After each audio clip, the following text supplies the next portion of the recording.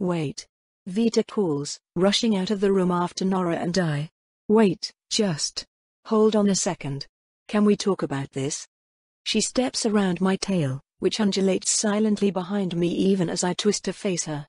Poor Vita. I know it hurts her to see me side with her sister like this, but this isn't a matter of personal loyalties anymore. I can't abandon this chance to win. The need to cure death is the one noble goal that survived my old self. To deny it now would be absurd, especially after everything Nora told us. Still, it's not like I'm going to tell the woman I love no, we can't talk about this, so I stop regardless. Nora, or her avatar, at least, stops as well. Having no expectation of changing our minds is no reason to not explain ourselves. There's got to be a better plan to stop the Mistwatcher, Vita insists desperately. This is insane. Darling, if you have a better plan, I'd be overjoyed to hear it, Nora sighs. And Vita hesitates. Because of course she does. She has no plan, no alternative. She's just here, stopping us in a half-panicked mess, because we're walking off to discuss complete omni-genocide of the entire known world, and that's a rather fucking absurd thing to throw on anyone. I feel for her position, achingly close to stepping away from Nora and changing my mind. But no matter how I rotate the problem in my head, no matter how I grasp for alternatives, I find myself thinking that Nora is right. That the wider world, of which we've just been introduced, is doomed to suffer as ever-dying food unless we burn the slaughterhouses and salt the crops. The Mistwatcher's head start is too massive, too overwhelming, and our only hope comes with delaying it as long as physically possible. I want to side with Vita, I truly do, but no matter how I look at it, Nora is right. And that makes me frown, my scales shifting to a suspicious hue. Finding myself agreeing with a master animancer, am I? Vita doesn't seem to believe foul play, and I certainly haven't detected anything, but that's no excuse to be lazy with self-assessment. I need to review my thoughts and memories and look for inconsistencies. My principles may be shattered things, but they were less than that when I used them to break free of my last bout of animancy manipulation. If my feelings can be manipulated, then the obvious answer is to not let my feelings be the sole rulers of my judgment. So, who was I, in the months before today? Would that Penelope Vesuvius have sided with Nora? At least insofar as I can quickly review in the span of this conversation. Yes. It's likely she would have. Immortality for all has been my greatest goal since long before I even met Vita, and the knowledge that it is inherently impossible so long as the Mistwatcher continues to exist is crushing, to say the least. To have to kill a god to realize my ambitions. It is a heavy thing, beyond even my arrogance. But I suppose I would not be a noble if I could not swell my arrogance to fit whatever vessel dared to contain it, and the knowledge that Nora has a path forward is invigorating. She may be a mad woman, but she's a horrifically sane sort of mad woman, callous but intelligent, paranoid but predictable. She does not fail to see the world for how it is, she simply does not hesitate to smash any part of it that is in her way. And that is something I feel I can respect most easily, even if I know I cannot trust her completely. The more I think back, the more confident I become. I'm not finding any inconsistencies in my thoughts, feelings, or inclinations that lead to interference by Nora. That more or less completely rules out the possibility of any animancy affecting me since our arrival here. For my thoughts to feel this internally consistent, I would have had to have been mentally manipulated weeks ago, which, well, is obviously impossible for Nora, unless she has infiltrated our island with animancy-capable minions, something she has insisted is a terrible idea to even have in the first place, and altered my mind far in advance of this event, somehow without me or Vita or anyone else even noticing. And that's not only ludicrously unlikely, but even if it is somehow true, it means we are so ridiculously outclassed that considering the matter further is somewhat pointless either way. So, probably not mind-controlled. That's good. What if we recruit the other mana oceans? Vita asks. You made yourself into what you are, right Nora? So you know how to connect with mana oceans. We could make non-sapient souls and program them to just crash into the Mistwatcher's ocean directly, annihilating as much of its mana as possible. Nora nods. It's not a bad idea for doing as much damage as we can, I'll give you that. Two issues with it, however. One, it's too risky. Making a living organism that both has enough of a mind to house a soul and doesn't have enough of a mind to do anything is difficult work. If we only cared about making sure it did nothing in this world, we could just craft the body to be immobile. Easy enough. But we have no such way to prevent an ensouled mana ocean to not move the ocean itself, and the moment the Mistwatcher detects that kind of thing, he'll go on high alert, killing everything that moves. It's too risky, far too risky. If any step of the process goes wrong, in any of the non-sapient siblings you're suggesting we create, we'd die for nothing. Any plan has risk, Vito insists. Every plan has risk. The Mistwatcher is damn well going to react when you kill everyone, too. You seriously think the difference in risk is so great it justifies worldwide genocide? Yes, absolutely, Nora answers without hesitation. But that brings us to the second problem with your plan, Vita. If I didn't think it would be more likely to get us killed than work, I would simply be doing it and also killing everyone in the world to harvest their souls for myself. They're hardly mutually exclusive plans. In fact, they complement each other extremely well. Vita just looks lost, every other plan in her head likely crumbling for the same reason. If Nora can deal even more damage to the Mistwatcher, she will, and there's nothing that ends up with the Mistwatcher being set back farther and the people of the world surviving. Why? Why are you even doing this now? Vita sighs helplessly. Didn't you tell me once that you were hoping for more time before your big plan? That the skybreak came too early and you'd have to wait? I don't have to wait, Nora frowns. But it's true that it would be best for my plans to wait. Still, I'm not going to. Why? Vita begs. We can figure something out if we have a few extra centuries of time. Or, well, who knows? Maybe I'll end up thinking like you and wanting to help. Isn't that better than this? I'll hate you for this, Nora. I have to hate you for this. No matter how many people I bring with me, you'll still be destroying my home. You'll be destroying Liriopi. I know, Nora says. I'm sorry. I don't want you to hate me, Vita. But it's better than having to watch you die. Nora reaches out, gently grasping one of Vita's semi-solid anima tendrils, glittering a brilliant gemstone blue. You've made yourself so beautiful, Nora sighs. So fantastical. I've never even thought of doing something like this with anima. Never even considered it, because why would I? I can make flesh do anything I want. But you want something beyond even flesh, so you made this. With Progy's assistance, certainly, but still. You've not even lived 2 decades and you've made something like this. It's wonderful. And if you stay here, you'll die for it. What? Vita breathes.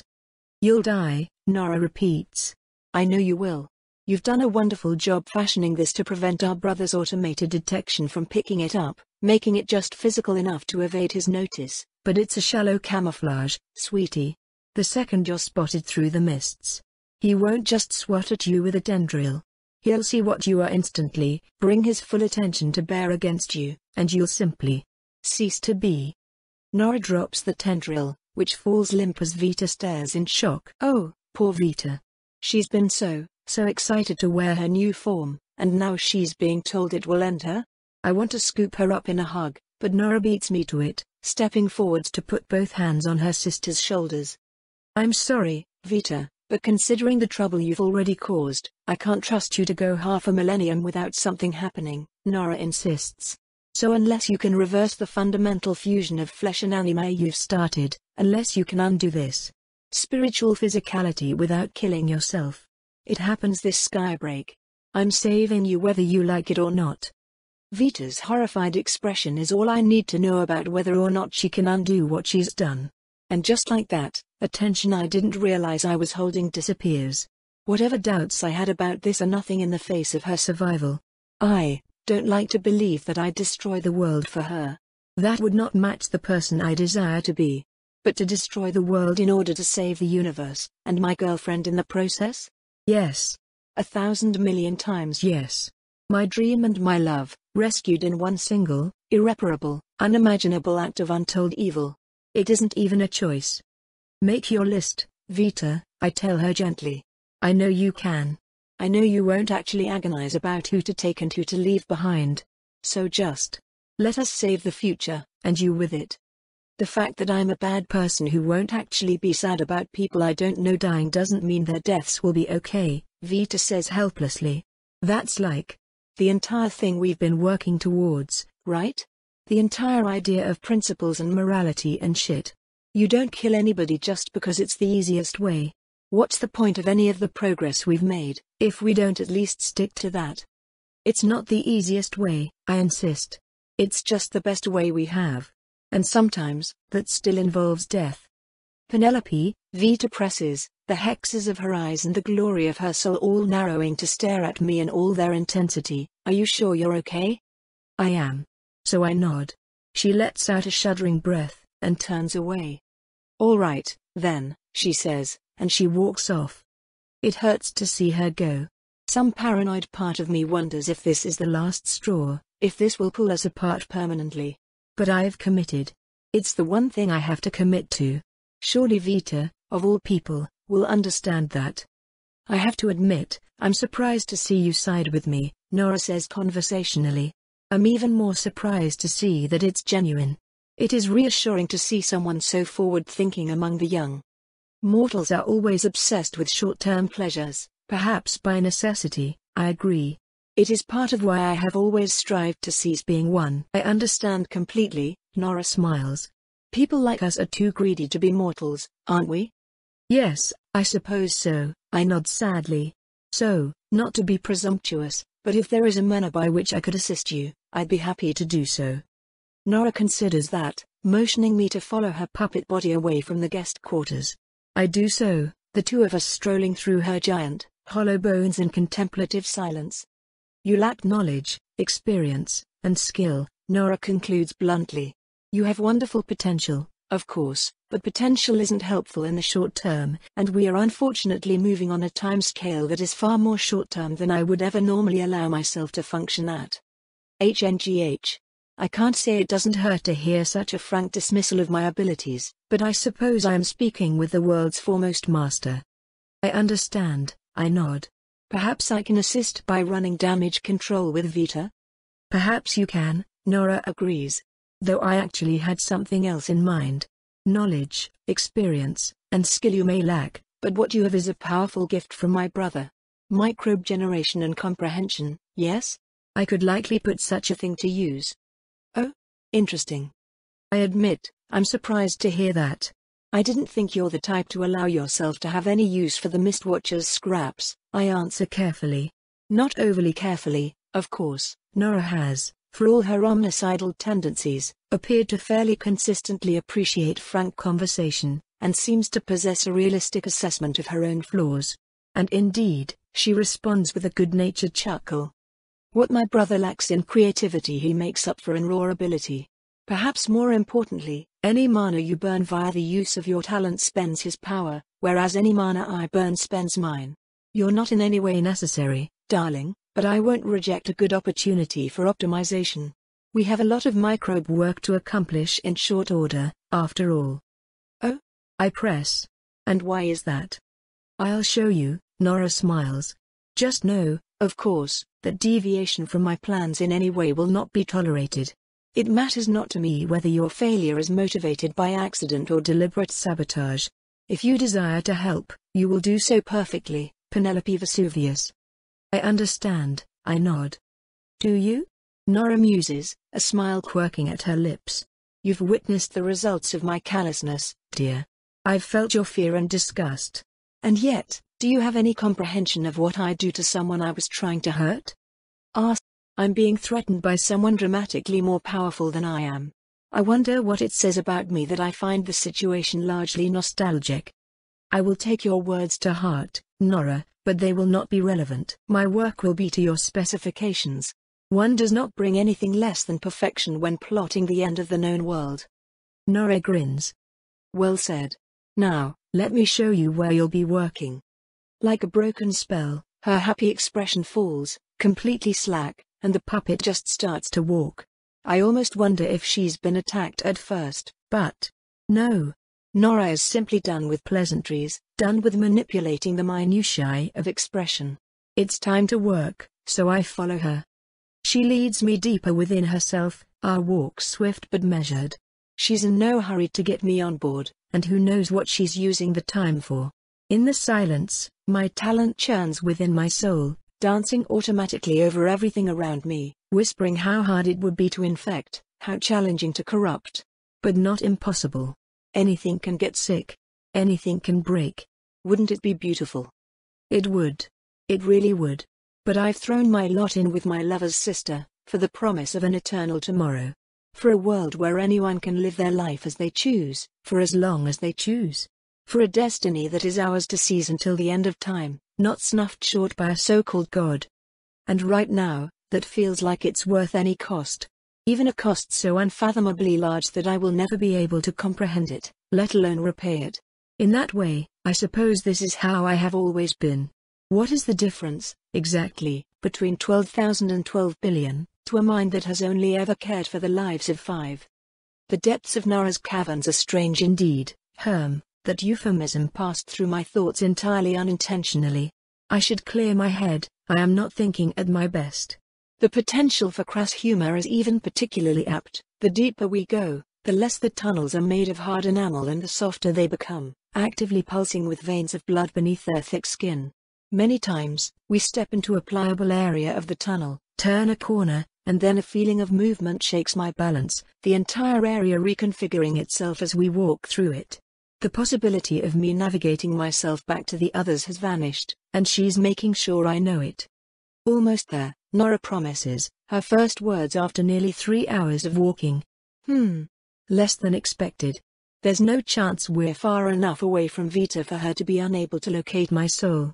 Is Nora underestimating her range? The idea sounds ridiculous, but I have no way of knowing what a normal sensory range for Vita's kind would be, and Nora probably does. Whatever it is, Vita is probably above it. It's always been the aspect of her unique nature that she's focused on the hardest. Her capacity to sense souls has been her greatest asset all the way back since our hunter days, and her soul even hatched into the likeness of an eye. Still, there's always the possibility that Nora simply doesn't care about obscuring my location from Vita, only the reverse. Now then, the project itself, Nora announces. Here we are. A membrane in the wall next to me opens up like a pair of curtains, utterly identical to every other part of the wall until it moves. I automatically suppress any surprised reaction, calmly turning to behold a large room containing what appears to be a bulbous mass of fungus. Approximately 10 feet in diameter, though its irregular shape makes it hard to specify, the orange-grey mass looks somewhat like a giant cluster of tumors, with fuzzy fronds extending upwards into the ceiling and mycelium threads twisting into the flesh walls of the room to feed on the nutrients within. It's rather beautiful, though I doubt the average person would agree. My talent is also desperately attempting and failing to figure out a way to inoculate myself against the near-instant death that would occur if it ruptures. Over the past several millennia, I have been seeding every island in the world with one or more of these, Nora announces casually, as if it is not an unthinkably massive undertaking of apocalyptic proportions, depending on the island's size and proximity to its neighbors. Because of our earlier time scale, I've only hit about 99.2% distribution. Not unworkable by any means, but far from ideal. In order to ensure ideal coverage with acceptable levels of emergency redundancy, we'll need to overpressurize the relevant buds, based on island configuration, so that they can unleash overlapping payloads in uncovered areas. That's where you come in. I want you to analyze the microorganisms inside and produce more of them, inserting them into a receptacle I will provide for you. I let myself passively absorb her words as most of my mind focuses on realizing the implications of what she's saying. One of these. On every island in the world? More and more of its nature becomes apparent to me. This central structure is just a storage area, possibly one that, until very recently, was empty on every other copy of this fungus in the world. Nora is implying that these went unnoticed by any civilization for millennia, and while that's an absurd claim to say about an obvious bioweapon, it's quite an easy claim to make about a seemingly harmless, seemingly useless fungi. Hiding them all over the world, propagating via her agents or spores, lying in wait for a trigger of some sort to activate and turn them into deadly weapons. Yes. That's doable. Spores. Pressure. She talked about pressurizing and propagation and, of course, that's how it will kill everyone. There's at least 2 agents contained within, or a single agent performing double duty, One that will rapidly devour and destroy any and all organic material it contacts, rapidly melting all life it touches into dead paste, and one that, upon being detected by another copy of this fungus, will activate it as well, unleashing its payload in a chain reaction. Each and every island will be devoured in minutes, and by the time any neighboring island realizes what is happening it will already be too late. I wouldn't call the plan itself genius, though the structure of the death spores is absolutely a work of unparalleled biological mastery. My talent is still screaming itself half to death over attempting to find a method of resisting it. Rather, the plan is straightforward and horrifying entirely in its simplicity. It requires nothing elaborate, only thousands and thousands of years setting up a network of bombs all over the entire world, with the care and precision to ensure they are never discovered. Does Nora have agents guarding them, I wonder? Grove tenters? Do her zealots know they will be killing themselves and everyone they have ever known? Are they capable of caring any more? I suppose it doesn't matter. Nora has crafted a biological bomb that can spread death over an entire island and beyond, launching an insane quantity of spores at dramatically supersonic speeds to kill everything that breathes, settle into the soil, and then kill everything that doesn't.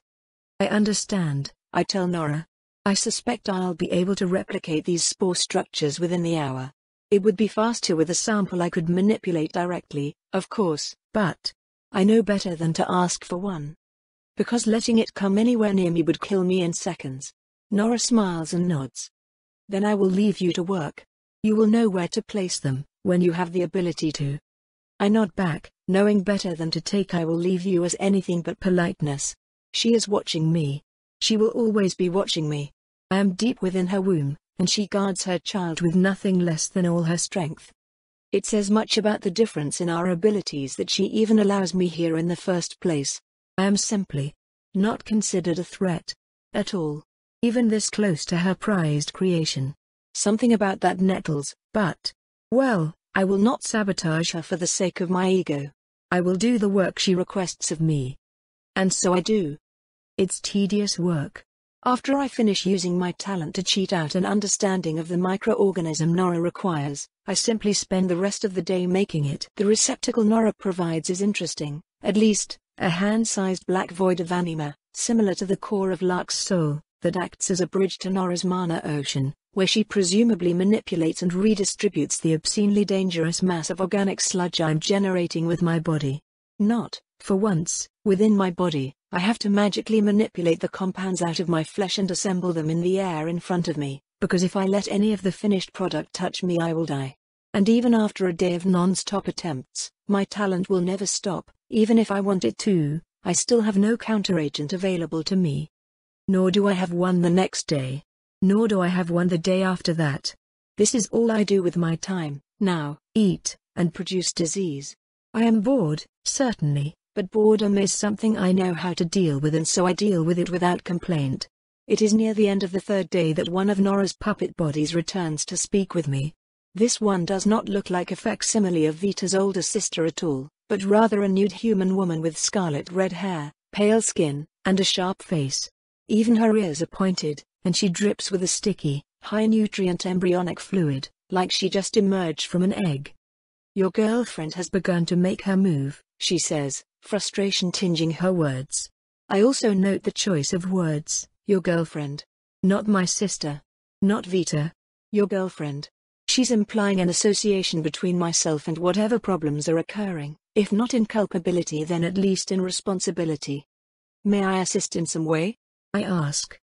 It will likely be of more use to me than additional payload, Nora nods. She is more of a nuisance than I expected her to be. I could easily snuff her out, and she knows that, but she also knows you don't want to, I conclude. And she's using that against you. Yes, Nora grumbles. She certainly has no qualms about tearing apart whatever chunks of my soul she can get her tendrils on, of course. Ungrateful brat. Kidnapping her friends hasn't even worked, she is adept at protecting them. She's even blocking me out from accessing my own Vrithitso. I'd be proud of her if it wasn't so annoying and painful. I'll see what I can do, I agree amicably, standing up from where I'd been sitting on my coiled tail and stretching out my sore limbs. Would I be correct in assuming that delaying her is sufficient? Is there a specific time frame we need? Not long now, Nora shrugs. Only around 4 hours. Oh, not long now, she says. I only need to delay Vita for 4 hours. Watcher, how am I even going to do that? It doesn't even matter, does it? Vita can't stop this, can she? I muse. Of course not, Nora dismisses. She's not doing anything but throwing a tantrum and she doesn't even realize it. Even if she made it here, what would she do? I have dozens of backup sites to unleash my plan from. She's just being annoying. Go convince her to stop. That might be doable. I just need to break her morale, show her the reality of what she's up against. Lead the way, I encourage Nora, and her puppet nods and starts to awkwardly jog down a hall. I follow. It still takes us over an hour to get to Vita. Nora is an entire island, after all, but I hear her long before I can see her. As I sprint down one of the enamel tunnels towards her, I feel a distinct change in atmosphere. Not just in the sense that my girlfriend is clearly in combat, the sounds of violence echoing down the hall, but also in my talent's passive sense of everything around me. I am no longer surrounded by things to infect and subsume. This hallway, thanks to Vita's rampage, is dead. Which I suppose makes the hallway a bit more normal, since the average hallway tends to not be alive, but I digress. The idea of Nora dying, even in part, is still remarkable to me. Somewhat disturbing, even. Certainly this may be little more than a single necrotized finger in the grand scheme of Nora's body, but... necrosis. I have been thinking too much about immunization. Nora's spores propagate and consume flesh at a faster rate than anything I've ever encountered before, after all, and consequently there is no time to protect a body after infection. Designing a sporophage has been equally ineffective, since it simply also gets eaten. But the spores don't consume or destroy each other, and it should be possible to spoof whatever enables that. Rather than inoculate my body, perhaps it would be simpler to develop something unconventional to attack the spores? No, I don't have time to think about this right now.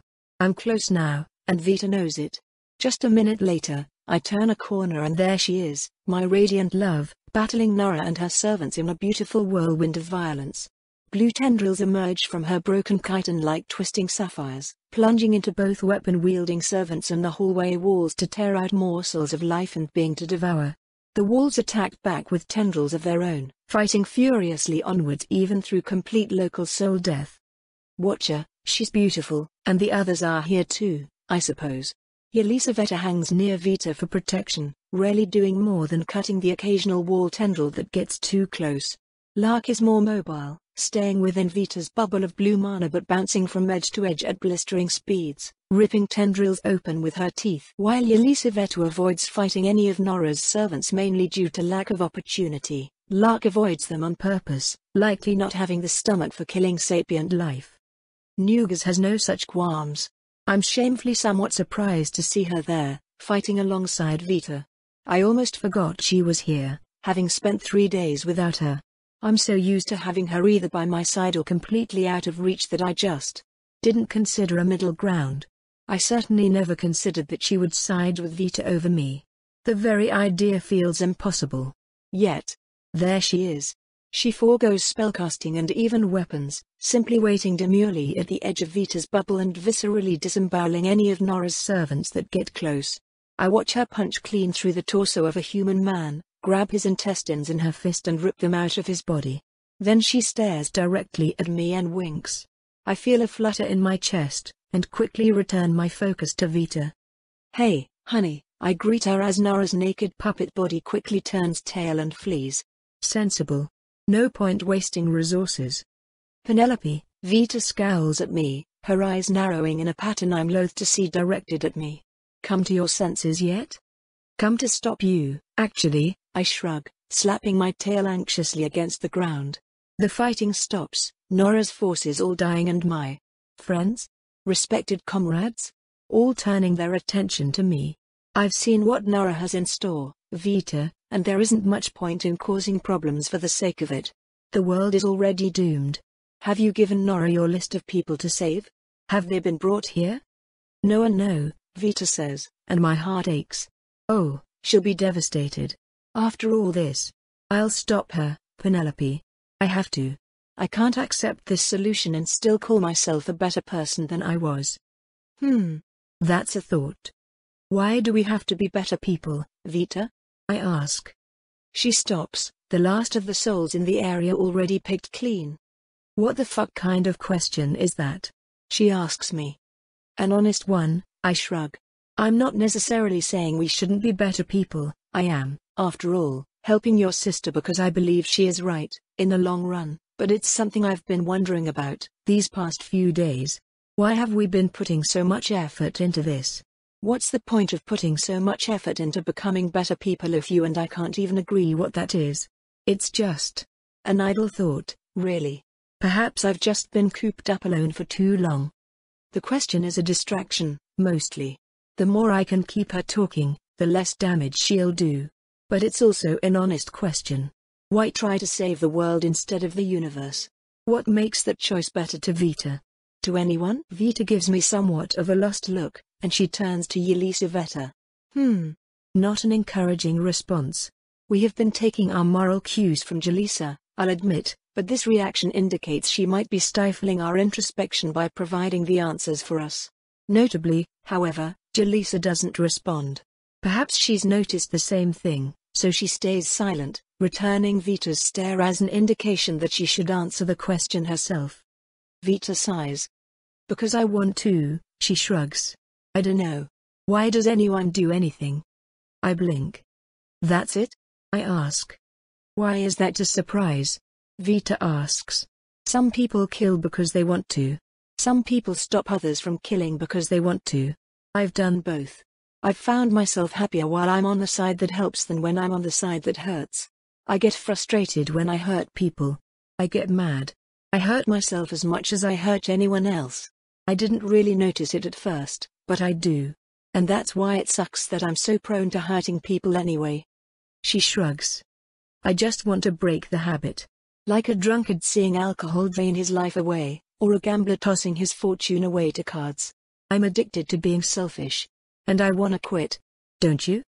I roll her words around in my head, inspecting them from every angle. Addicted to being selfish. It's apt, I think. I'd personally call it an addiction to short-term desires, though. Doing whatever is immediately fulfilling to my current emotional state is tempting, it always is. But having the self-control and self-discipline to pull back from that and force myself to consider the future leads to far greater satisfaction. It leads to accomplishment, to pride, to joy in oneself that feels deserved. And in the long term, cooperation is superior. Kindness generates interest, cruelty generates debt. Allies bring help and joy, enemies bring strife and hardship. But this task will not leave enemies. It will not leave anyone. And it will save a universe from being reduced to cattle. I agree, I decide. I simply think Nora's plan presents the more altruistic option. The universe is more valuable than the known world, as it is incalculably more vast. Well, I think we don't have to pick one or the other, Vita answers. If the universe really is that big, we can find another way out there. It might take another several thousand years, but I bet it's there. For someone comparing her own vice to gambling, you're strangely interested in leaving fate to a bet, I counter. And for someone spouting their position as altruism, you're strangely interested in slaughtering billions of people, Vita scowls. This conversation is stupid, Penelope. Quit being an idiot and help me figure out how to win. You can't win, I shrug. Though maybe if a sporophage could self-propagate using whatever system transferred the activation signal from one fungal colony to the other. No, I need to focus. Vita's eyes twist into a grin, doubtlessly having felt my pondering. Curses. I don't believe you, she says. And I'm not going to let you get in my way. We'll have make-up cuddles later, honey, but for now we're going to kick your ass. Oh dear. Well, it's a good thing I've been preparing spells this whole time. So, of course, has Vita, but her first move is obvious, teleport into my space and smother my magic with her mana. I counter-teleport, retreating back down the hallway a moment before she appears where I once was, and then I fill the air around me with plagues. A second attempt to approach would go badly for her. Unfortunately, Lark shoots after me instead, my Athanatos specialized disease spread not able to do much to her Nora-designed biology. Lark practically runs on the walls, her powerful legs letting her leap around the tunnel in any direction at any time. Sorry. She yelps, and somersaults at me, extending her quills as I make the mistake of trying to slap her away with my tail. I fail to pull away fast enough, her back blades slicing through me in deep gouges. I heal the wounds almost immediately, but it causes a split second of extra delay to my spellcasting speed that Vita takes advantage of, she and Jaleesa approaching behind a barrage of soul bolts. Soul bolts. Vita fires shells of plundered anima, filled with her mana and designed to detonate on impact, eating any ability I might have to counterattack. My large body makes it difficult to weave around them, but even if I do, she can command them to detonate mid-flight. Gah. This is pointless. I'm not going to be able to win a magical battle with Vita, not anymore. So instead, I fight defensively, letting her fizzle my spells and disperse my diseases as I defend myself from Lark's constant harassment, up until the moment she decides to teleport and to cut off my magic entirely. And then I wrap her up in my tail the moment she appears. I'm fast, exceptionally so. I wrap her arms up and hold her in place before she even realizes what's happening. I know Vita doesn't need her hands to cast, but in the same way that Vita is using Nora's reluctance to hurt her to her advantage, I can use Vita's reluctance to permanently injure me in the same way. And with her caught, I can use her as a shield against Lark, keeping Vita between us at all times. Vita grunts in annoyance, her kineticism spells not powerful enough to overcome the raw muscle in my tail. I can't really do much to her in this position, but that's okay. I'm not trying to win, I'm only trying to stalemate. It was just an idle thought, Vita, I grunt. You know I don't have any desire to help you, even if I had the capacity. Which I do not. And I'm very pointedly not thinking about it, in case I accidentally find a way to stop Nora's scheme. Well, maybe I have a little more faith in you than you do, she grunts. Or maybe I just can't do this without you. I can't believe I have to do this without you. Come on, Penelope, I thought we were on the same page with this kind of shit. Vita, I love you more than anyone in the world, I tell her firmly. But that doesn't mean I'll side with you when I think you're wrong. I don't understand why you think I'm wrong, though. She snaps. What has gotten into you? Didn't we just do the whole find a better way that works without killing everyone thing? Didn't we already agree that's the right call on Verdantop? Why the fuck is this happening again? Yes. It is a little strange, isn't it, my lady? I blink, turning to the speaker. Nugas gives me a misleadingly vacant smile, her innocent expression not matching the blood and viscera all over her body and uncharacteristically practical clothes. It's so odd that she came here in armor. So unlike her. Was she expecting to have to fight? Why didn't she come with me when I left? Nugas, I greet her, somewhat hesitantly. It's good to see you. Now we both know that's not true, my lady, she grins, chuckling as if she just made a joke. I'm afraid it's time to end our ruse. I narrow my eyes at her. What exactly are you implying? Is it not obvious, my lady? Nugas asks, tilting her head to the side. This conflict was planned from the beginning. By you, I may add. HNGH. Really? It's unlikely, but not entirely implausible. With what I understood of Nora's personality, her current plot is somewhat predictable. Obviously I couldn't have known specifics, or really anything of any certainty, but it'd be nearly impossible to not suspect that Nora had some sort of plan in the works that Vita and I would get unwillingly roped into. She had, after all, been frustratingly coy about the reason for our visit, and awfully insistent about getting Vita to owe her a favor. And yet, for any of this to make sense, you're implying that I used animancy to alter myself to be inclined to cooperate with Nora, days or possibly weeks in advance of us ever even coming to the island, as the tampering would otherwise be obvious, in order to gain her trust so that I could subsequently betray her. That is, in a word, absurd. And yet you did it regardless, Nugas shrugs. I was there.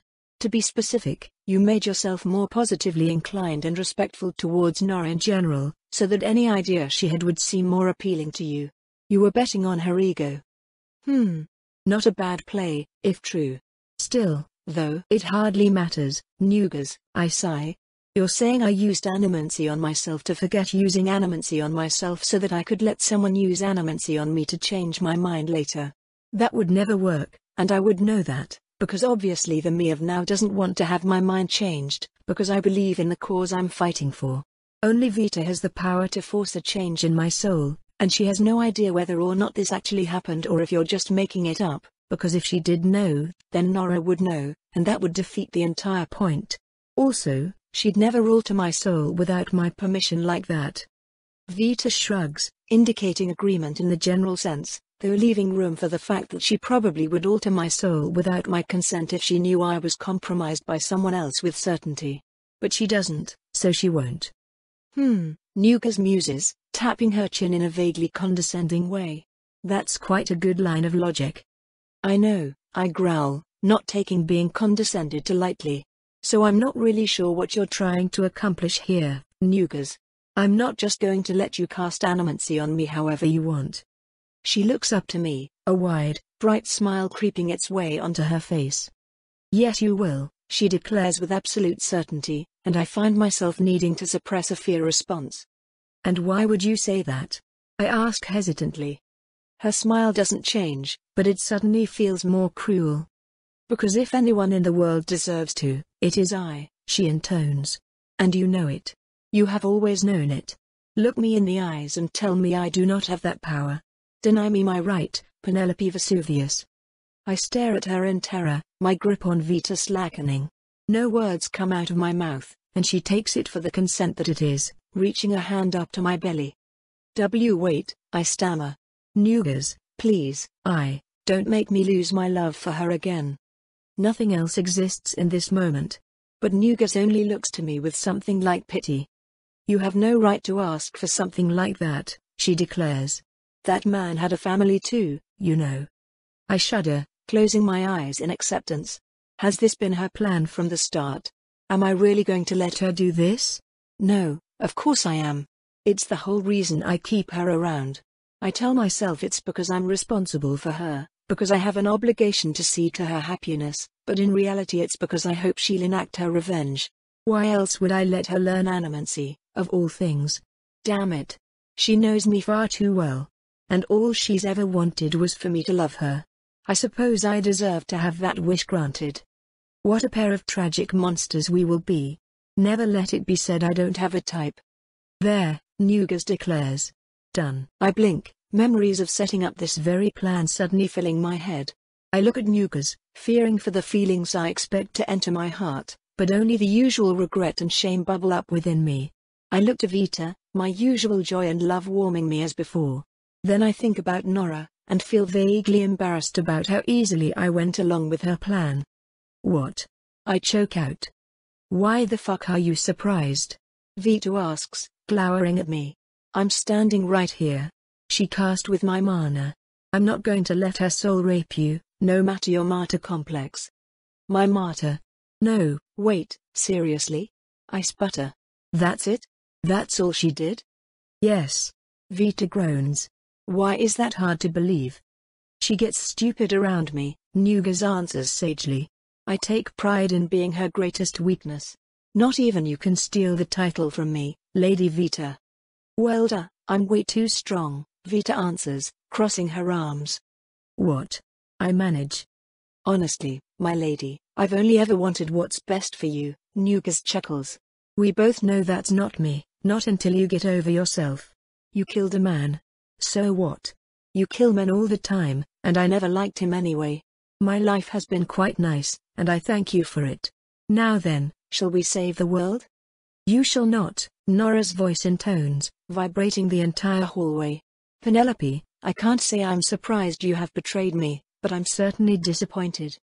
Well, I respond, standing up straight to try and collect some of my dignity back. Personally I can't say I'm disappointed, but I'm certainly surprised. Cute, Nora responds flatly.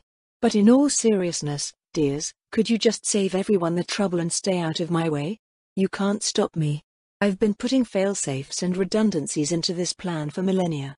You're not doing anything other than being poor guests. Vita muses. Are we sure about that, Penelope?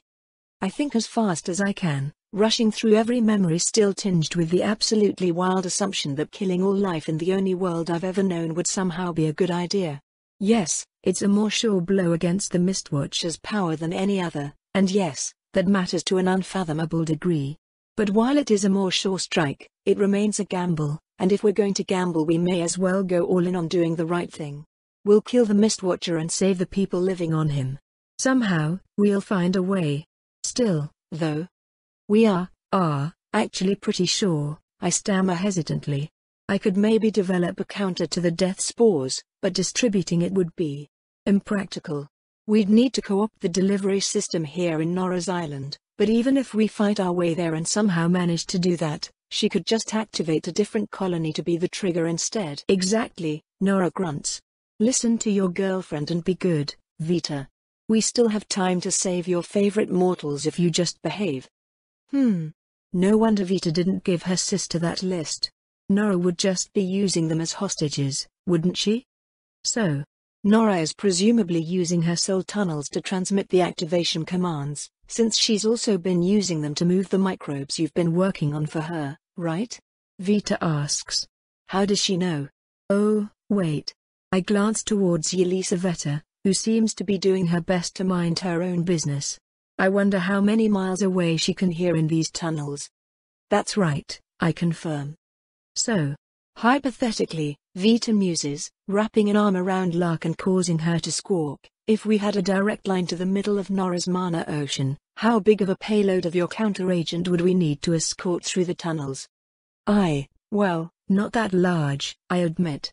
Only a few thousand microbes. Maybe even as little as a few hundred could achieve exponential growth. But it doesn't matter. Nora snaps. Your subverted Vrathitso is not relevant. Your beachhead inside my mana self is a grain of sand. I only have so much patience, child. I could crush you in an instant. Consume and overwhelm you entirely. I don't want to, but if you ever actually pose a threat to my life's work, I damn well will. So you're saying that I could actually pose a threat, Vita grins. I am saying that you need to stop testing me, sister. Vita laughs, relief and melancholy in her expression. She turns to me, stepping in close for a hug. Surprised, I reciprocate, wrapping my arms around her as she wraps hers around mine. Her head turns up, her face coming forward so the lower half brushes up against my lips. We kiss, or as close to it as we can, and as we do she guides me hands to the cracks in her chitin, where her tendrils spill forth into the world. It's time, she says quietly. You only ever get to do this once, so make it count. Oh, I see. I bring my tail up and around her, guiding her head forward into another kiss, this one deeper, more passionate. And as we hold one another, I dig my fingers into her cracks, wrapping them back and around the inside of her shell, feeling the cold, nearly frictionless form inside. Vita shudders, tiny tendrils forming to wrap around my fingers, to hold me closer, but we both know we can't hold this moment forever. I grasp harder, straining her shell more and more, feeling her breath quicken and her muscles, or what's left of them, seize in pain. Oh, her pain. Beautiful. Enticing. Invited. We talked about this moment, her and I. She knows what I am, the sorts of things I like. And she welcomed it. The last moments of her flesh will be delicious agony, pain I get to inflict on her without a shred of guilt behind it. Because I love her, and she loves me, and this moment is in every way for the both of us. Her chitin cracks under my grip, spiderweb fractures dancing up her back and eliciting a delicious whimper from her lungs. With a snap I break off 2 entire chunks of her shell at once, and the blue within streams into the world, writhing with joy. Through the holes in her lower back I reach deeper, the blue within shifting to make room for me.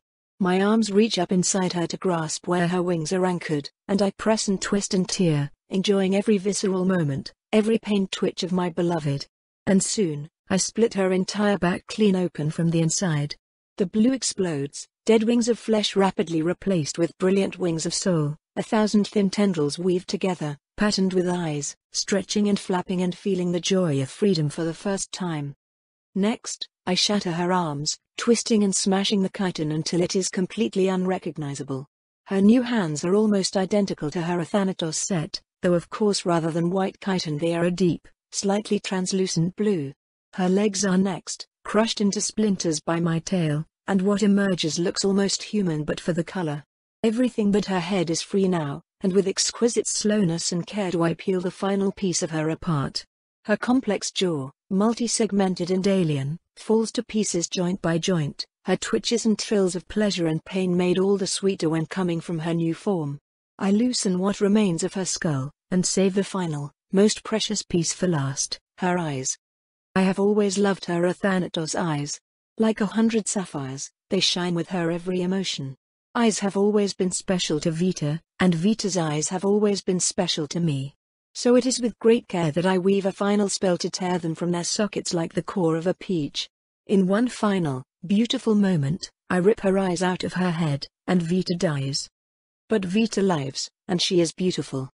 Free from her flesh, my girlfriend's idealized form floats in the air above me. A semi-solid anima structure, birthed of genius and hope, comprises her body. Her humanoid shape is smooth like a doll, androgynous and lacking both breasts and genitals. The spherical eye of her old soul still rests in her belly, and tendrils still emerge from wherever she chooses, twisting impossibly and shifting uncountably. The majority of them form her wings, winding together like vines into a shape halfway between bird and dragon. Tendrils also comprise her hair, flowing down her back in messy locks that remind me of the day I first saw her, letting Remus kick her half to death just for a chance at daily stew. I didn't understand her then, but I am so glad I understand her now. She smiles at me. Not just an Athanatos smile, although she does do that, her beautiful alien eyes still shining on her face even though more humanoid eyes are visible here and there around the rest of her body. Yet she also gives me a human smile, with a human mouth that seems to flicker in and out of existence as her expression warrants. She lifts up out of my arms, twisting once in the air and letting the unadulterated joy of weightlessness fill her form, every part of her finally feeling right. And then she floats back down into my arms and gives me a proper kiss. Our lips touch, and I feel myself start to cry. We hold each other for that immortal moment, together in joy and purpose and love. I am hers and she is mine, her final apotheosis tied inextricably to our love. It's a perfect memory, one I will cherish until the end of time, but all too soon it comes to an end. Are you done? Nora asks. Because if you two want to finish in a private room I am happy to arrange that for you. If only we could, Vita sighs. Unfortunately, Nora, I still have to stop you.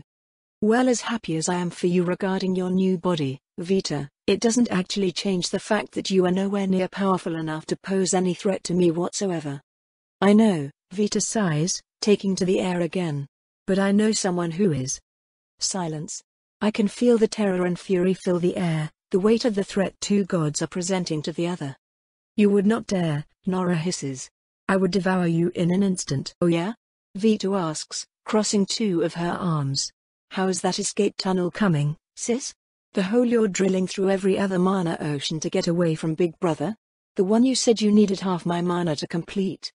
You brat. I do not need you, You just won't have enough mana to complete it if you waste it all on killing me, Vita finishes for her smugly.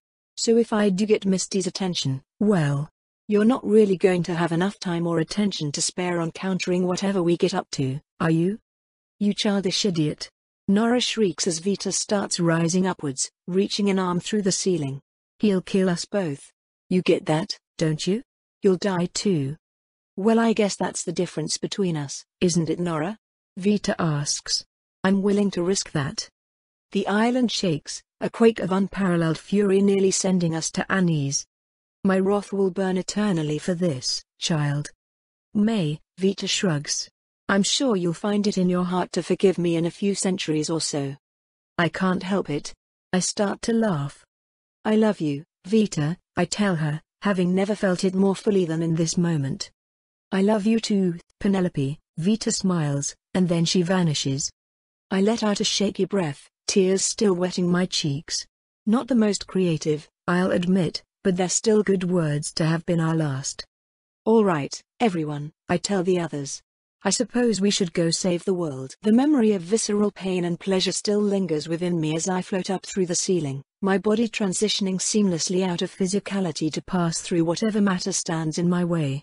My sister surrounds me, her network of countless souls seething with rage, fearing for her life, panicking and calculating and questioning and plotting and hating. She's beautiful, in her own way.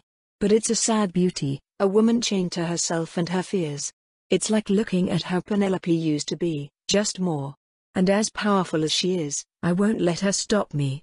Not with so much on the line.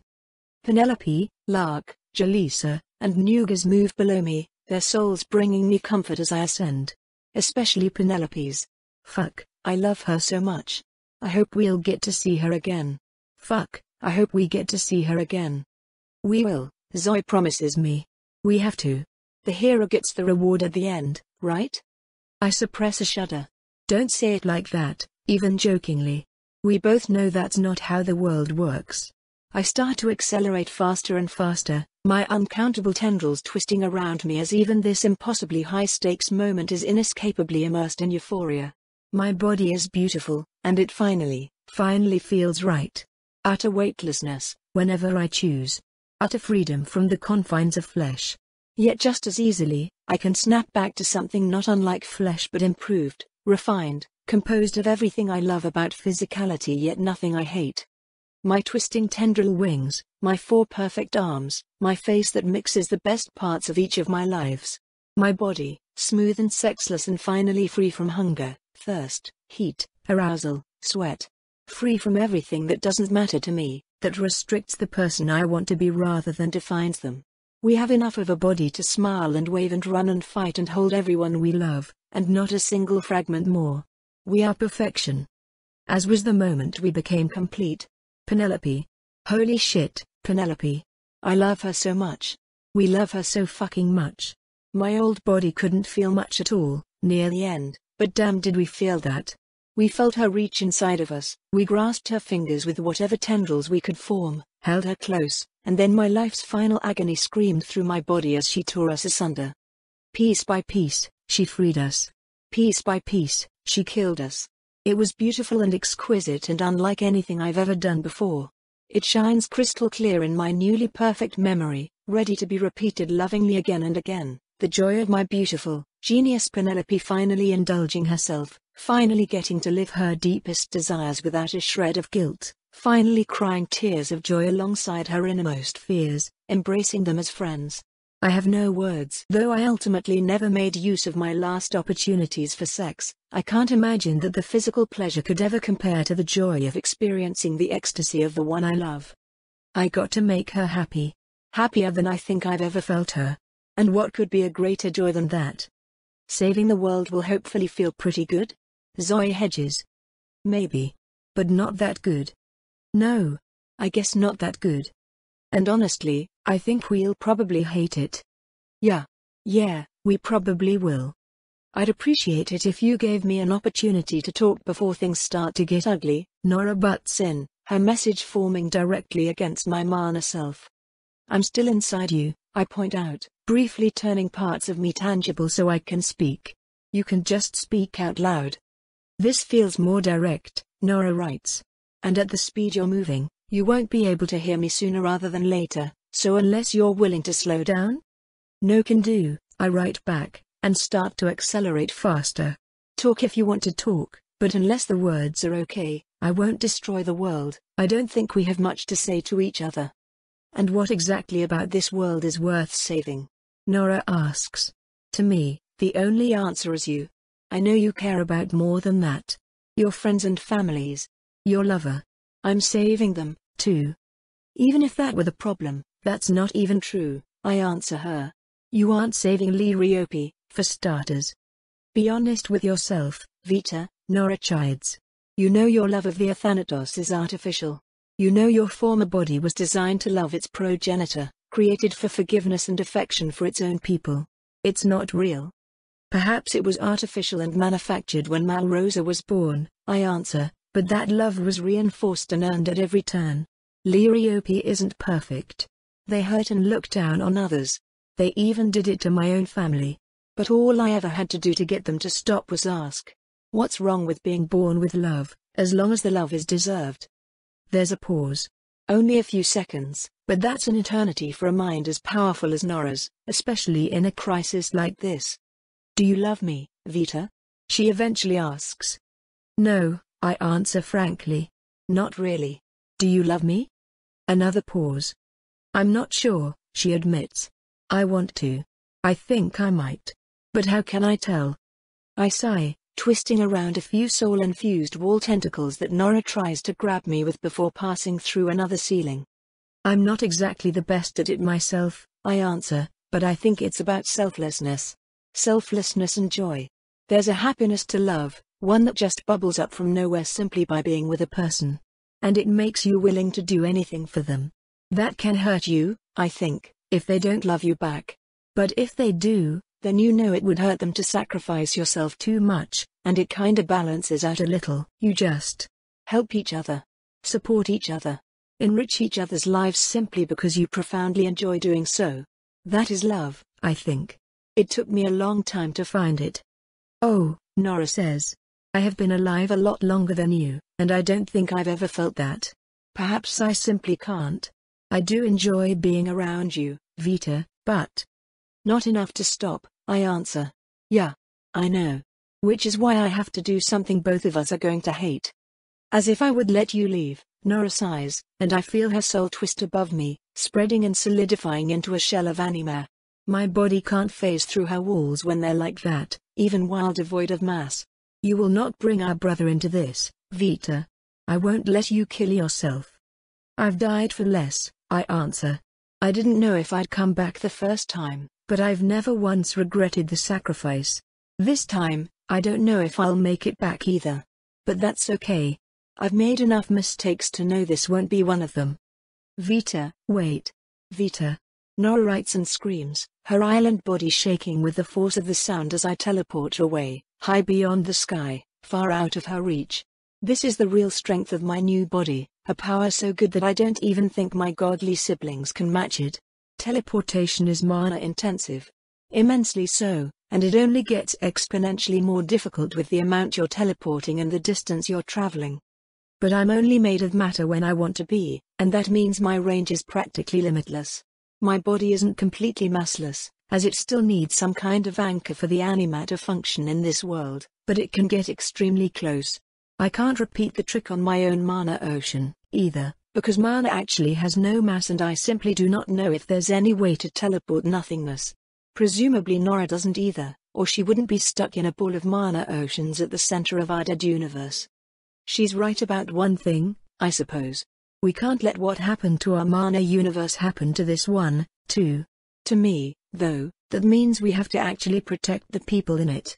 Far up into the sky, above the highest islands, I look down at my world. It is not a good place. I've been starved, I've been beaten, I've been tortured, I've been oppressed. People have despised me for good reasons, and they have despised me for horrible, worthless prejudices. I have been hurt, and I have hurt others, in countless horrific ways. To many, I am a monster. To most, they will never know I ever exist. The air is so thin up here. I look up at the terrifying black spot in the sky, speckled with motes of white. I watch the Mistwatcher, my kin, drink down a ball of fire and light so massive that it defies all comprehension. God's avarice. A star, Nora reminds me silently, her whole ocean rippling with fear. A star. I teleport to my brother. Or at least, I try. I have no idea what the distance before me is like, no comprehension of the scale involved. My guess is conservative, but it's still farther than any distance I've ever traveled in my life. And yet, my brother seems not a single inch closer. Only the cold black void around me and the shell of my world behind me indicate that I have moved. My world. Still linked to the Mistwatcher by a near-invisible trail of yellow, it floats in bright defiance of the cold black around it. 100 planets, 1,000 peoples, all shattered to pieces and cobbled together like the ragged sewn scraps of clothes Lynn would dress us in, all those years ago. The yellow glow suffuses all of it, and it's only out here in the blackness that I wonder if I've ever truly seen the color white. I look back to my brother, and I teleport again. I go twice as far, this time. Still, he seems no closer. I teleport again. Barely, if I squint, he looks bigger now. Again, 10 times as far. Again, 10 times that distance. Are the specks of light I see in every direction as large as this star? How far away are they? You don't have to do this, Vita, Nora begs. Don't sacrifice yourself for people that don't even care about you. Go ahead and let Penelope destroy your life's work, then, I answer. Otherwise, I suggest you finish that tunnel. Again, I teleport.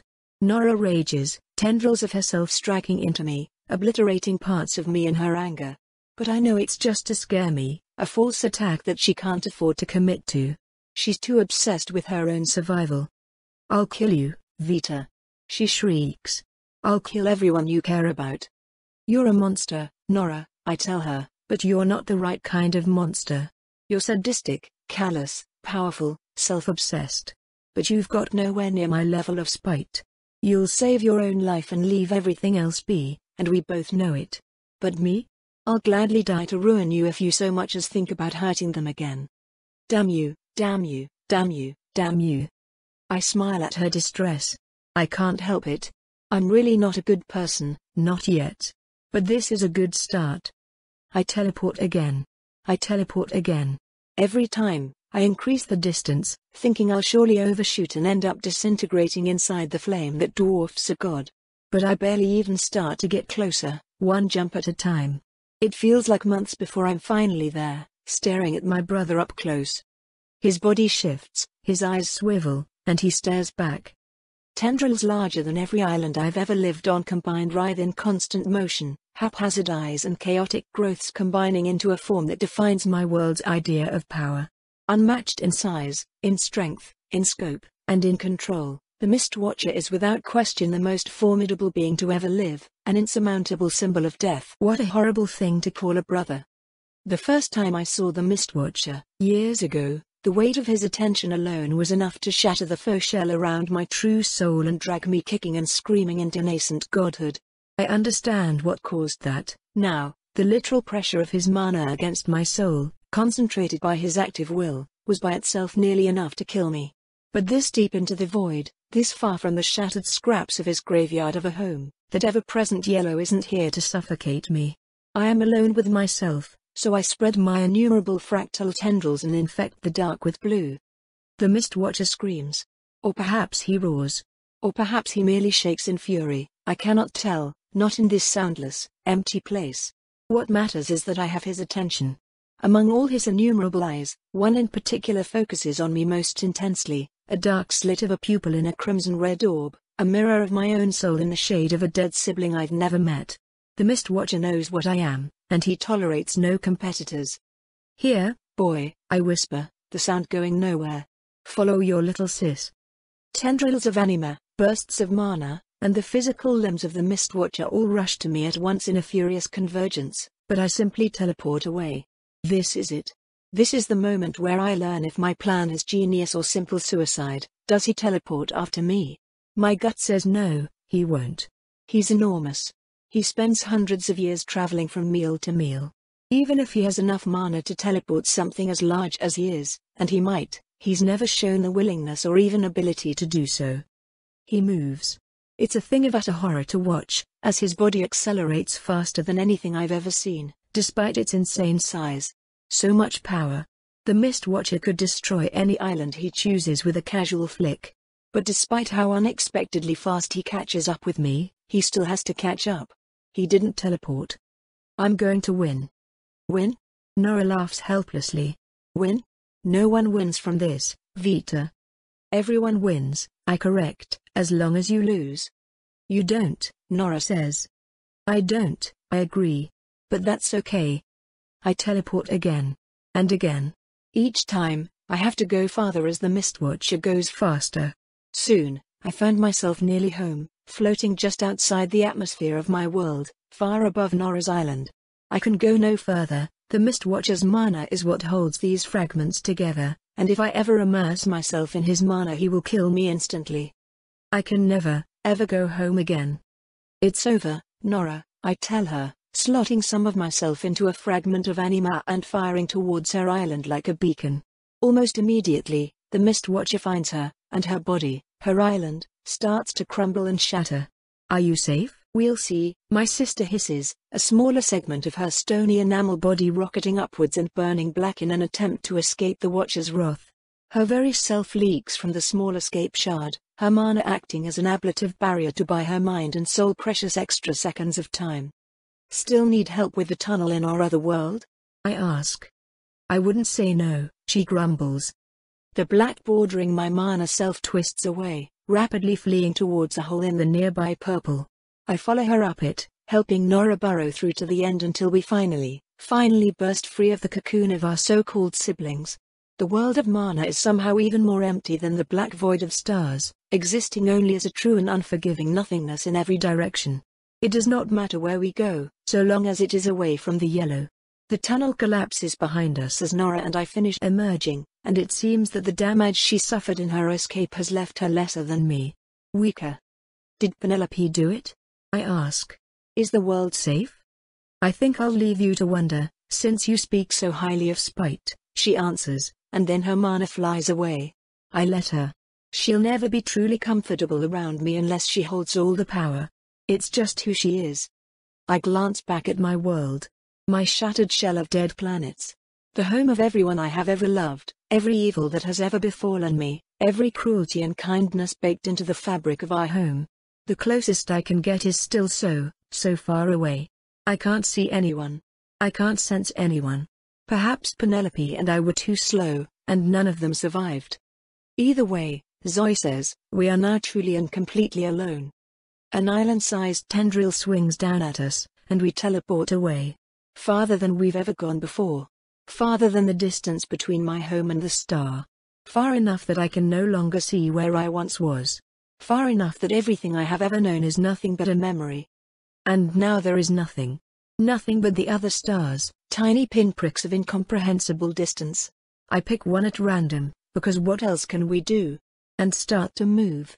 After each jump, I feel no closer than before, and I can only tell I moved because the other stars have changed their positions in the sky. If Penelope were here, she could have probably used that to figure out exactly how far away they all are. But I can't. I'll always be lost without her. Time passes at speeds we have no way to measure. It feels like a year before Tal and I finally get close enough to a star to find something other than all-consuming nothingness, and though we've cried countless times since we left, none of the tears compare to these. We've nearly gone mad in the lonely silence, a slow death by starvation because our minds are so hungry for something to do. Someone to talk to. Anything, really. But it's barren here. There are planets, beautiful planets, but they are all lifeless. Empty. No air, no water, no joy. We probably spend a decade here regardless, flying among the rings of stones, swimming in the molten rock, devouring the metals for power and pleasure. There was already next to nothing here when we arrived, but when we leave it is stripped even further, devoid not just of worth but even potential for worth. I've been scared to leave since the moment I arrived, but when I do I only feel dirty for having stayed so long and taken so much. I want to be better than the Mistwatcher. I have to be. Months or maybe years or maybe decades pass again.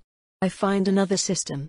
I eat what I'm comfortable eating and move on, admiring the many colors and configurations of worlds that did not exist at my last stop. Even lifelessness has beauty. This universe is so much more than I ever could have imagined. Lifelessness. Fuck, I miss her. We miss them all so much. I hope they're okay. I hope they're happy. I hope they found someone other than me. But selfishly, I hope I'm not completely forgotten.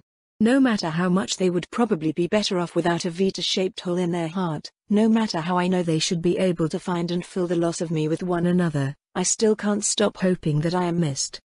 We truly are horrible, Tal laments. I can't stop myself from hating Nora. She was right to abandon me, as much as I constantly wish I had someone, anyone to talk to. Even her. Every decade I'm out here, the anger festers more strongly. I start trying to seek her out in the Mana world, but I know there's no chance we'll ever find each other. Mana can only move so fast, and she's already started heading a different direction without any intention of stopping. But I wish I could catch her.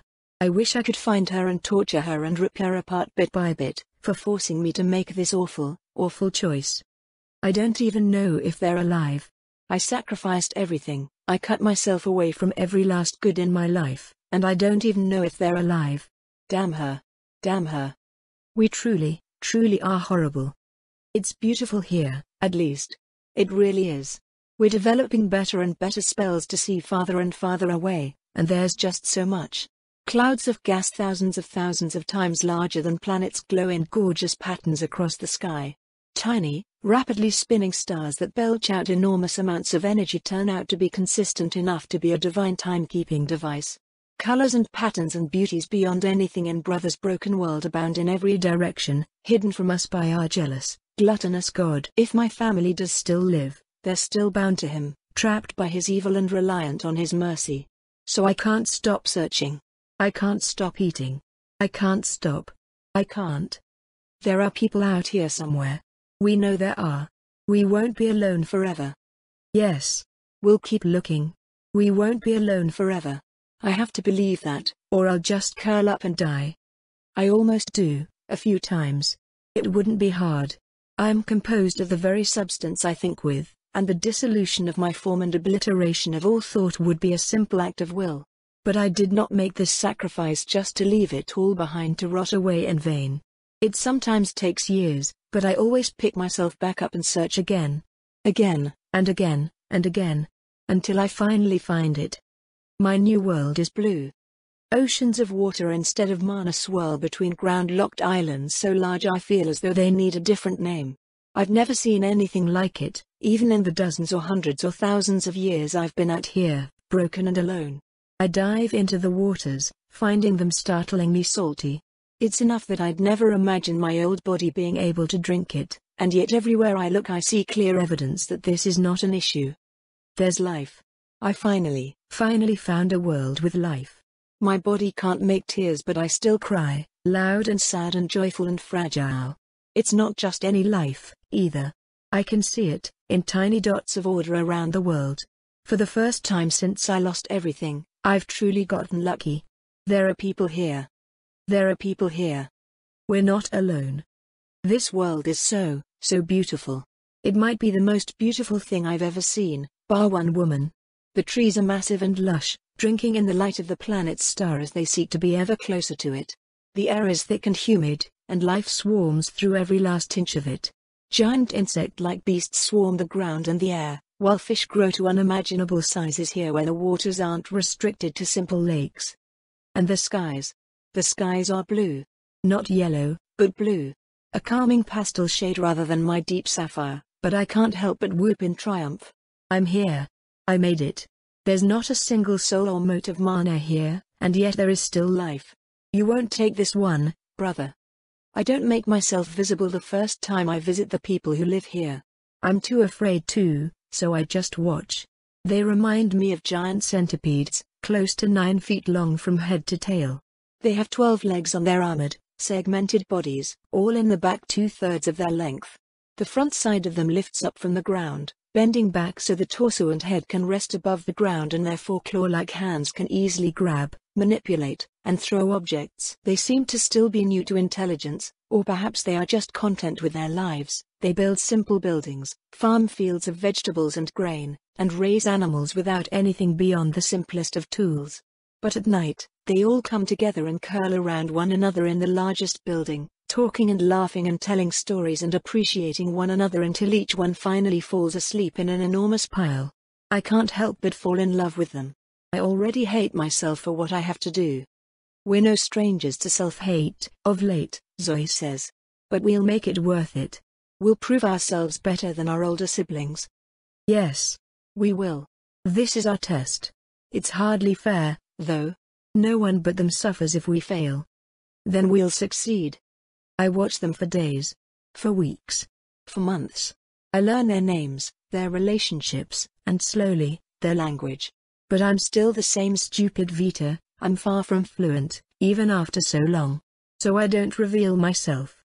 I keep putting it off until the moment I no longer have a choice. A young hunter trawls the forest, a spear in 2 hands and a dagger in the 3rd. A beast has been harassing their livestock, and she aims to slay it. It's going to get the jump on her, though. I can already tell. She's looking the wrong way, it's getting ready to pounce. I already care far too much to let her die. I won't be that kind of god. The beast halts mid-leap, panic filling it as it simply freezes in midair, unable to move. The hunter startles, brandishing her weapons in terrified confusion. I wait just long enough for her to realize what she sees is both impossible and life-saving before I let myself appear, my body twisting into visibility from the fingers that hold back the beast, down the arm, and flowing out into my full visage, tendrils twisting in the wind. She collapses in reverence immediately, and I don't have the heart to stop her. I don't want to be her master, I want to be her friend, her guide, her anything else. But no matter how much I still feel like a child, these people will never be anything but children to me. There is no way for me to bridge a difference in power. No hiding the vast gulf between what we are. I am a goddess, whether I like it or not. So I smile, though the gesture means nothing to her, and I say 3 simple words. Be not afraid. I might not have their grammar exactly right, but it gets the point across. She looks up at me, standing and gazing with awe. I present her quarry to her, and she slays it before returning to her village. That night, she tells everyone of the spirit of the forest, and I chuckle along as they all theorize about who or what I might be. From then on, I continue to help them in small ways. There are countless other villages, but I focus on this one for now, mastering their language and helping them out in little ways. I'm there when one of the women lays a clutch of eggs, the whole village rejoicing and throwing a feast. 3 of them, a beautiful set of triplets. I watch one of them develop wrong over the course of the month, emerging sickly and struggling to breathe as his 2 brothers cry like banshees. It's easy to see why. And while I'm no Penelope, I am a princess of Liriope. I know how to fix him. So I reveal myself again, take the baby from his mother's arms, and I make him strong. Nearly the entire village is there when I do, watching me emerge from nothing and heal a child with a thought. It feels good. It feels right. It's what I should be doing for everyone in this world, not just this village. I just don't know if I'm ready for that, yet. Who are you? The mother asks. What are you? I am Vita, I answer, to both questions. Great Vita, you have saved my son's life, and the lives of many more of us besides. Our entire village owes you a debt. That's good, I say sadly, because I intend to collect. They go still. I steel myself, feeling my ocean writhe in turmoil. What would you have us do? They ask. I am a traveler, I tell them, from very far away. From a horrible place of violence and death. My sister is callous and cruel. My lover may be alive or she may be dead. And my brother seeks me, as he seeks all things, to destroy and consume all that has ever been. One day, he will come here. You will not be alive to see him. Your children will not be alive to see him. Your children's children's children's children's children may not be alive to see him. But one day, he will come. I spread my arms, gesturing to everything.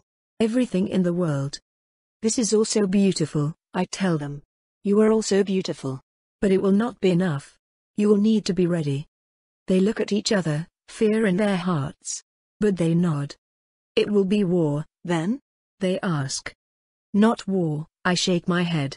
We do not have time for whatever it is you think of as war. I will make you above that. I will unite your people across the world. I will work with you, help you, care for you, and empower you until you span the stars with the might to kill a god. I smile sadly, letting out a long and painful sigh. Then, you will be able to turn that power against me if you choose, and I will finally know if I was good or evil. That night, the village unanimously agrees to serve me. It's even more terrifying than staring down the Mistwatcher, but I suppose I'll have to do that again, too. May as well get practice. Considering the distances I'm used to, it would be trivial to teleport to other villages and do more or less the same, but I want to make sure I can handle one before I try to expand from there. I need to make sure anyone I make a pact with will be safe if I leave. I will give you part of my body, I tell them. I will nestle it inside you, where it will grow as you grow. When you die, I will take it back and add it to my power once again. But so long as it is inside you, if your situation is dire, you can call upon that power to work miracles. How will we use this power? They ask me. And that's the problem, isn't it? I'm not a good enough teacher to show them how to craft spell formulae without hurting themselves. Unfortunately, I'm not smart enough to give them advanced technology or weapons or super advanced bodies that wouldn't even die without a head. The only thing I've ever really been great at is reading souls.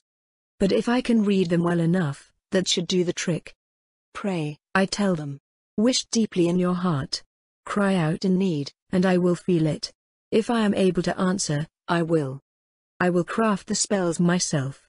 Magic is my body, after all. I am wherever my mana is. I will feel them. I will be inside them. And to protect them, I will spend myself like pennies off the street, at least until they die of natural causes, at which point I will have to reclaim the gift or risk wasting away. I don't know how to make them immortal without making them undead, and I don't have the ability to sustain and feed that many anima beings. At least, not yet. So as the years pass, I watch them grow old. By the time I've united a couple dozen villages, I've watched that first hunter girl pass peacefully in her sleep, and I've sobbed as I swallowed everything she was. By the time the planet has orbited its sun 50 times, the whole world knows of me. Vita, the goddess of blue. The life-bringer. The wrath of stars. Not everyone loves me. Not everything runs well. I try to stop wars before they start, but I'm not always successful.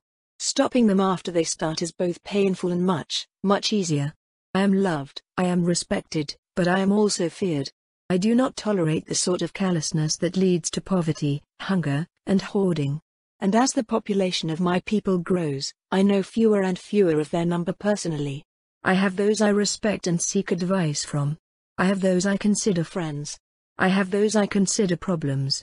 But I have no equals, and most of my world is little more than a number, a schedule, a constant upkeep of life and death as I travel between maternity ward and funeral, to give my blessings and collect my dues.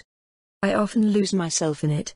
I often like to, preferring it to the agony of idle thought. But I do not let them forget, there will be no war among them, but soon there will be war. A dark and hungry God will come. Do not rest. Do not be complacent. They must learn both the power of destruction and the wisdom of peace, or their world, and every world, will end. Father, why is the sky blue? A boy and his father sit by a lake, exhausted and happy from a day of swimming in the sunlight. The boy's lower segments dangle into the water, his small legs kicking up idle splashes as memories of play continue to tempt him to jump back in. But his father is tired, so they rest together, wrapped tightly to one another as my people often do to show their love. Because the goddess is blue, the father answers, and I sigh. Her body, her power, her essence. It suffuses the world, and grants us protection. I'm not even sure why I stopped to watch these two, but now I feel the need to correct them. I manifest myself in front of the pair, my feet kissing the top of the calm water, and I give them a smile.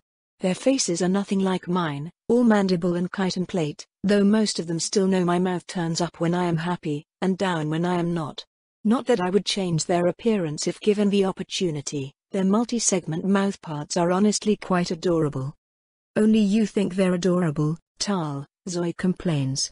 They're even weirder than our mouth used to be, spiked tongue and all. Well, this is no time to have an internal argument about what sort of chitinous mouthparts we prefer, so I give the pair a polite nod as they both prostrate themselves and beckon them to rise. No need to worry, I assure them. I was just passing nearby, and thought I would chime in. I do not, in actuality, cause the color of the sky. I am so sorry, the father stammers. I did not mean. It is fine, I insist, kneeling down to match his height. Honestly.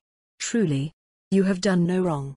But if you'd like to know the real answer to the color of the sky, I can tell you. It's a bit more of a confusing and complicated story, though. The child nods vigorously, enraptured and excited beyond measure. I'm fairly certain these people did not nod or shake their heads to indicate yes and no before I arrived, but I suppose they picked it up from me somewhere along the way. Well, I say, my smile widening, have you ever seen a rainbow? And so I explain, as best I can, how natural light is made of all colors, and how the atmosphere bounces blue around more than the others. I'm not sure I do a good job, and the child doesn't seem to understand all that well, but he listens very intently all the same. Anyway, that's it, I sigh. My apologies for interrupting your evening. I just felt the need to say something. I don't often stop and chat like this. Thank you, Vita, the father says. He has calmed down considerably since my sudden appearance, which makes me a lot less anxious. Thank you for telling me, Miss Vita, the child says. You seem to really care a lot about the sky. I stiffen, glancing up above us at the clear, beautiful day. I suppose I do, I admit. In the world I came from, the evil god had shrouded the world in yellow mist. The sky was all yellow, always. Day and night. We never got to see the sun, and we never got to see the stars. I was surprised, when I came here, to find the world was blue. It isn't quite my shade of blue, you see, but I vowed to never change it. I like it just the way it is. I glance back down at them, an awe and melancholy on their faces that makes it clear they have nothing to say. That's all right. For some reason, I'm feeling oddly talkative. I knew someone once who would have been able to explain it better, I say. She was so smart. Good at everything she ever did. That's something I lack, you know. Something that we need. I think it's important that you never stop asking things and getting the real answer. You will never be more powerful than evil, but if you can be smarter, we might have a chance. Ask questions, learn, create, and help me make this world a better place. Can you do that for me? Yes, Miss Vita, the child says, and I teleport away. 60 years later, my people make their first trip into space. They know far more about it than I do, and inconceivably more about it than I did when I started my journey through it. I'm very lucky my body didn't need to breathe or eat or drink or be pressurized. None of that was planned. I just removed all the things about myself that I hated and was left with something that could incidentally survive the vacuum of space. I was just a fool stumbling into an unearned victory, as I've always been. My bad luck has balanced out more times than I care to admit. I should spend more time talking to people. More time learning. I need to find a way to automate a lot of the upkeep I am currently doing just to keep myself growing without hurting anyone. At the same time, though, I don't want to stop. I don't want to have less to do. I don't want to have time to think about the home I lost. About the people I've lost. About the sacrifice that might not have even mattered. I've been alone with myself a long time, Zoe says. And no offense, but I'm not good company. So we push forwards. We work harder. We watch in awe as our people make beautiful, incredible things out of metal, things I could have never imagined with how rare it was back home. I'm always tempted to eat it, but I don't. If I ever get too hungry, I can always teleport to another solar system for a little while. Though I don't really like doing that. I just hope this works. The problem is, I don't know how to make it work. People at peace don't want to make weapons of war. What they have now wouldn't even come close to killing me, let alone him. And if we're ever to be equals, they have to be able to at least do the former. But they're branching off from what I know. They're learning more about the universe than I ever have. Little by little, they're ceasing to need me. And without even being able to guide them, I'll be alone again. I don't want to be alone. I am so tired of being alone. 200 years in, I barely even feel like a person. People rarely call on my power, and I rarely answer when they do. It takes a lot to shake me out of my stupor, teleporting invisibly around the world and facilitating the transfer of souls. I'm losing myself. I can feel it. It's barely been 2 centuries, and I can already feel it. I'm becoming like him. Just like I always feared. I already feel the temptations, the urge for efficiency, the callousness of so-called superior plans. I should have known better. I never had a chance of being good alone. But then, something in the mana world moves. I spot it from far away. Unfathomably far away. If there's one thing I've managed to consistently improve over the years, it's my early warning system. My people don't need it in the world of matter. I've spoken of my travels, and with my perfect memory we've managed to backtrack to where I was in the universe when the Mistwatcher and I parted ways. He will not find us for a long time. Long enough that he's less of a threat than I am. But in the mana world, I am still vulnerable, and I both fear running into him and hope I can run into Nora. Not that I know what I would do to her, if I did. But what I see isn't either of them. Not the deadly yellow or the cold black. I think it's the Mistwatcher at first, but after a moment of panic I return to myself and realize the shade is wrong. It's not the lifeless yellow of my brother. The tone is warmer, darker. Like a sunset on a clear night. It's orange. There was no sapient mana being that was orange when I left. Hesitantly, I fire off a part of myself to meet it. 3 years later, it makes contact. But for the last month and a half of travel, I already know. Penelope, I write with my tiny blue scout. You found me. The orange shifts and twitches, full of emotion and life. But slowly, hesitantly, like someone handling fragile glass, it writes back. It would seem that you found me, my dear. I weep. The entirety of me weeps, a howl of emotion that brings my entire planet to its knees, their souls aching from the sobbing mana inside them. You found me, I write again. You found me. You found me, you found me, you found me, you found me, you found me.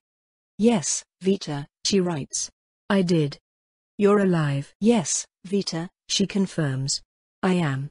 We all lived. Your plan worked. I'm so sorry it took me this long to tell you. The Mistwatcher was particularly watchful after your escape. It took him centuries to calm down. You're fucking alive, I weep. I can't say anything else. I can't think about anything else. She's alive.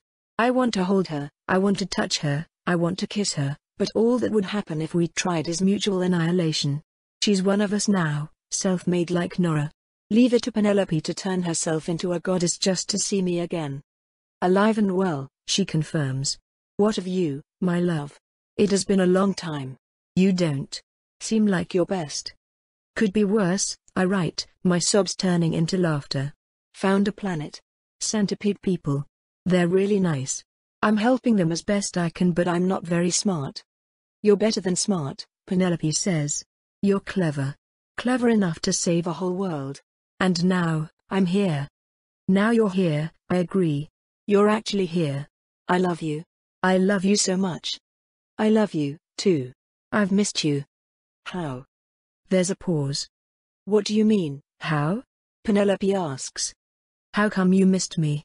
Why did? Could you not find someone better? In 1,000 years? Or however long it's? I don't know. I don't know how long it's been. I don't know anything. The orange mana shifts, twisting and writhing as if struck. Then it moves forward, she moves forward, and envelops the small part of me I sent to intercept her. Pressing in on all sides, just barely touching without annihilating, I feel her. I feel her the way I've always felt her, the truth of a soul laid completely bare. I know she is in pain, because my agony pains her. I know she is furious, because though this gift of her presence feels like everything to me, it is woefully insufficient in her eyes. And I know she loves me, because I am fully surrounded by that love, ignited and passionate and all-consuming. I have a gift for you, she says. I can't transfer anything larger than this, but I believe it will suffice for now. A gift? I write, but she's already pushed it out of her mana and nestled it into my own. It's small, maybe a quarter of the size of my torso, and it's very, very soft. Can you pull it through your tunnel, do you think? She asks. Yes, I tell her, and I form a new hole through the two universes, an extra vulnerability through which my soul could be attacked.